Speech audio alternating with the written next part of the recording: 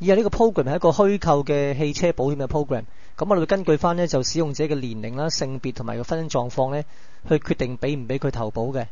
咁所以我需要變數呢有3個啦，咁分別呢係性別啦，同埋呢個婚姻狀況啦，咁都係 char 嚟嘅，因為只可以擺一個英文字母 M 或者 F 啦，呢個 S 或者 M 啦。咁第二個變數呢，我需要呢係一個 age 啦，一個年齡。咁跟住呢，首先我將個問題引喺畫面度先啦。咁啊，叫使用者輸入3樣嘢嘅，然後我用個 scan F 啦，咁一個係整數 %D 啦，咁另外2個單字係 %C 嘅。咁用咩變數記呢？用翻呢個 age 啦、sex 啦同埋 MS 3個。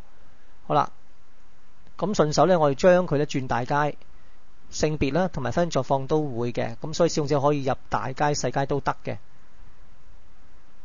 咁首先我哋根據翻個婚姻狀況啦，如果 M 就係已婚啦，就去決定呢究竟應該點做嘅。咁第一個情況，如果已婚嘅話呢，我仲要睇埋個年齡。咁如果年齡大過或等於20歲嘅話呢，就俾佢投保；否則嘅話呢，就唔受保。咁但係如果佢係 single 未婚嘅話呢，咁我就會睇個性別啦。性別如果係男嘅話呢，年齡又大過30歲嘅就俾佢受保啦，否則就唔受保。咁但係如果係女性嘅話呢，個年齡呢大過25歲呢就俾佢受保，否則就唔俾佢受保。咁總括翻成個 program 啦，個 logic 係點呢？咁就係先睇佢個婚姻狀況啦。咁如果已婚嘅話呢，就要大過20歲先俾佢受保嘅，等於都可以。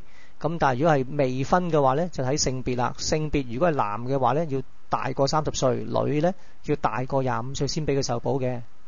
咁質問結果就係咁啦。如果20歲男嘅已婚，咁呢就俾佢受保啦。但係如果18歲未夠20歲嘅話呢，男嘅已婚就唔受保嘅。咁至於未婚嘅話，如果 single 嘅話呢，男性嘅40歲呢就受保，20歲呢就唔受保噶啦。